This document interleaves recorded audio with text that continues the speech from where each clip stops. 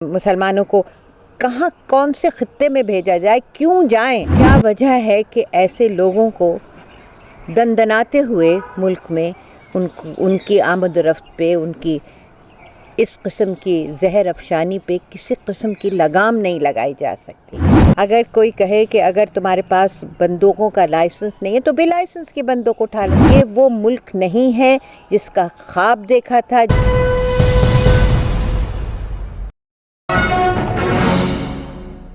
देश की राजधानी दिल्ली के दिलशाद गार्डन में मुसलमानों के खिलाफ नफरती बयान दिया गया, जिसमें मुसलमानों का आर्थिक बहिष्कार करने की बात कही गई, यानी मुसलमानों का इकोनॉमिक बाइकॉट करने की बात कही गई। उसी के साथ बीजेपी नेताओं के जरिए उसी मंच पर खड़े होकर खुलेआम कत्लेआम करने की बात की गई।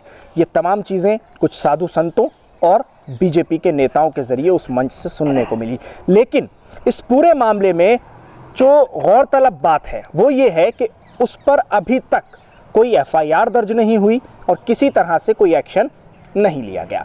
प्लानिंग कमीशन की फॉर्मर मेंबर सैयदा सैयदन हमीद हमारे साथ इस वक्त पूरे मुद्दे पर बातचीत करने के लिए खुद मौजूद हैं। सैयदा जी, सबसे पहले आपसे जानना चाहते हैं कि इस वक्त जो नफरती बयानों का ये एक पूरा सिलसिला शुरू किया गया है एक विशेष समुदाय मुसलमानों के ख़िलाफ़, आप इस पर क्या कहना चाहती हैं? हमारे मुल्क के तारीख़, इतिहास में, हिस्ट्री में जब मैंने होश संभाला है तो पूरी तरफ माहौल ये था कि पार्टीशन हो चुका था, खून कत्ल गारत हो चुकी थी। उसके बाद जो एक ओवरआर्चिंग जो एक स्पिरिट थी वो किसकी थी? गांधी जी की, जवाहरलाल नेहरू की और मौलाना आज़ाद की, जिन्होंने हमें ये बताया कि बाहमी हमाहंगी ही से इस मुल्क के मसाइल का कोई नतीजा, कोई अच्छा खुशकुन नतीजा निकल सकता है। उस पे हम लोगों की जद्दोजहद शुरू हो गई। हमने उनको पूरी तरह से हमारे मेंटर किया उन्होंने हमें, और हमने उनके नक्श कदम पे ज़िंदगी का रास्ता तय करना शुरू किया। आज जब दिलशाद गार्डन में, जो गांधी समाधि से काफ़ी नज़दीक है, वहाँ जब इस किस्म की नफ़रत आमेज़ जहर उगले जाते हैं तो क्या ये वही मुल्क है कि जिसमें मौलाना आज़ाद मदफून हैं, जहाँ गांधी जी और जवाहरलाल नेहरू की एशेज़ जहाँ सबमर्ज की गई हैं? और अगर ऐसे कुछ नफ़रत से भरे हुए ऐसे एंटिटीज़ हैं जो ऐसी बात, तो उसके लिए पूरा कानून की पूरी मशीनरी जो है उसमें हर कॉन्स्टिट्यूशन में, कानून में हर मुद्दा मौजूद है। तो क्या वजह है कि ऐसे लोगों को दंदनाते हुए मुल्क में उनकी आमद रफ्त पे, उनकी इस किस्म की जहर अफशानी पे किसी किस्म की लगाम नहीं लगाई जा सकती, उनको कोई किसी किस्म की पनिशमेंट नहीं दी जा सकती? ये अब हमारा मुल्क, ये आप लोगों का, आप नौजवानों का ज़माना है, जबकि सोशल मीडिया ने कहीं कोई कसर नहीं छोड़ी है। तो कौन मुल्क है जिसको इस बात का इल्म नहीं है कि दिलशाद गार्डन में क्या हुआ और वो किसके ज़रिए हुआ? एक ऐसे मेंबर का, एक ऐसे इलेक्टेड रिप्रेजेंटेटिव का जिनके वालिद दिल्ली के चीफ मिनिस्टर थे और बहरहाल वो हर मज़हब में बिलीव करते थे। एक एमएलए का जो फिर एक इलेक्टेड रिप्रेजेंटेटिव है। तो जब हम हंगर इंडेक्स में हम सोमालिया से भी नीचे पहुंच गए हैं और साउथ एशिया के हर मुल्क से नीचे पहुंच गए, मुमकिन है अफ़गानिस्तान हमसे लोअर हो, उस वक्त क्या हमारा सिर्फ यही प्रीऑक्यूपेशन है कि हम नफ़रतें बोएं और नफ़रतों को आबियारी करें और नफ़रतें उगाएं? लेकिन यहाँ सवाल ये उठता है कि अगर ये तमाम चीज़ें हुई, जैसा कि आप बता रही हैं कि इलेक्टेड मेंबर और ख़ास तौर से बीजेपी के नेता मौजूदा सरकार के, तो इसमें कार्रवाई ना करना, उनको शय देना है, और क्या ये आतंकवाद की घटना नहीं है? कि एक समुदाय के खिलाफ काटने मारने पीटने की बात की जाए, उनका आर्थिक बहिष्कार करने की बात की जाए, और आखिर क्यों मुसलमानों का आर्थिक बहिष्कार करने की मंचों से हिदायत दी जा रही है हिंदुओं को?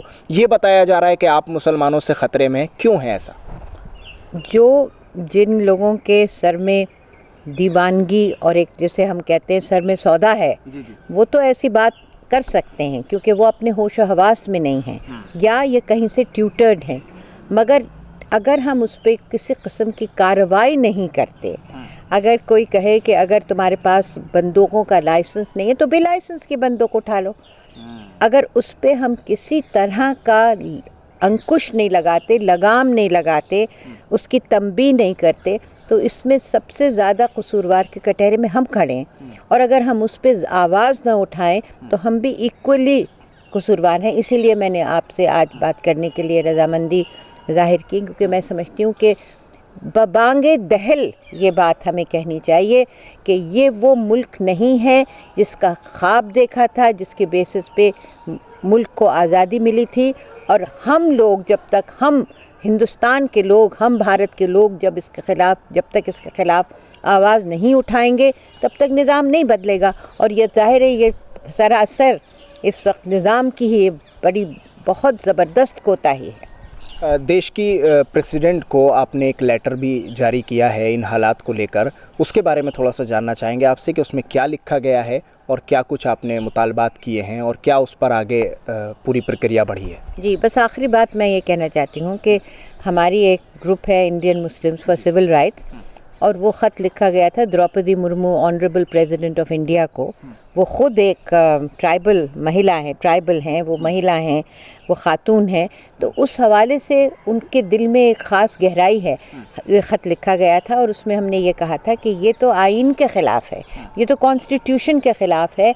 आपने ख़ुद अपनी तकरीर में ये कहा, जो आपने उसी मौके पे उससे चंद दिन पहले जो उन्होंने तकरीर की थी उसमें उन्होंने यही बात कही थी कि हमको सबको साथ मिल के साथ कदम ब कदम साथ चलना चाहिए।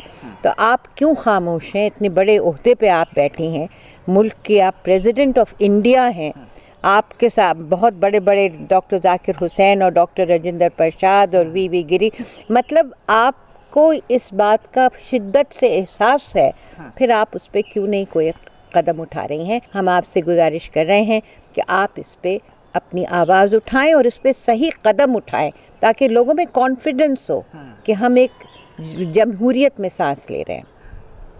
एक आखिरी चीज़ और आपसे पूछना चाहूँगा, क्योंकि आपने समय दिया उसके लिए बहुत बहुत शुक्रिया।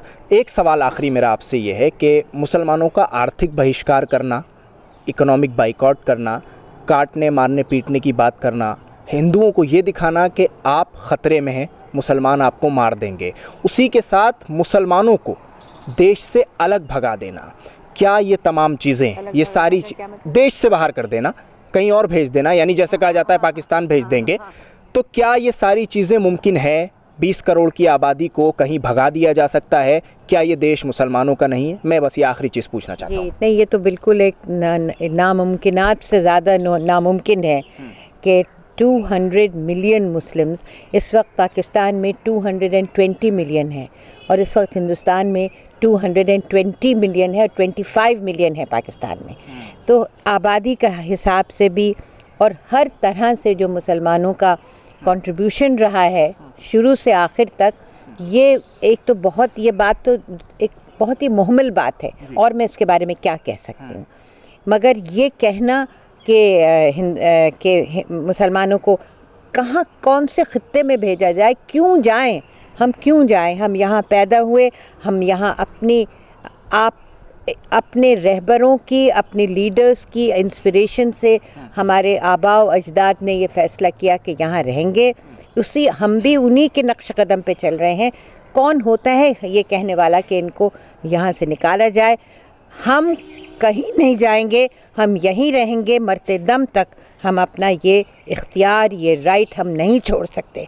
और इस वक्त जो भारत तोड़ो वाली बात जो चल रही है उसके ख़िलाफ़ हम हमेशा कोई भी मौका हम नहीं छोड़ेंगे कि जब इसके ख़िलाफ़ हम अपनी आवाज़ न उठाएं। बहुत शुक्रिया इस पूरे मुद्दे पर बातचीत करने के लिए। प्लानिंग कमीशन की फॉर्मर मेंबर सैयदा हमीद हमारे साथ इस वक्त मौजूद थी। उन्होंने साफ तौर पर कहा है कि देश में जो हालात हैं और ख़ास तौर से दिलशाद गार्डन की अगर बात कर ली जाए कि जो हेट स्पीच, नफरती बयान मुसलमानों के ख़िलाफ़ दिया गया है, क्या अगर ऐसा लगता है कि देश का ये बयान सोशल मीडिया के ज़रिए कहीं और नहीं पहुँचा होगा और दूसरे ममालिक में नहीं पहुंचा होगा, तो ये गलतफहमी है। देश को विश्व गुरु बनाने की बात की जा रही है, तो वहीं दूसरी तरफ भारतीय जनता पार्टी के नेता ही मुसलमानों के खिलाफ, विशेष समुदाय के खिलाफ इस तरह की बयानबाजी करते हैं।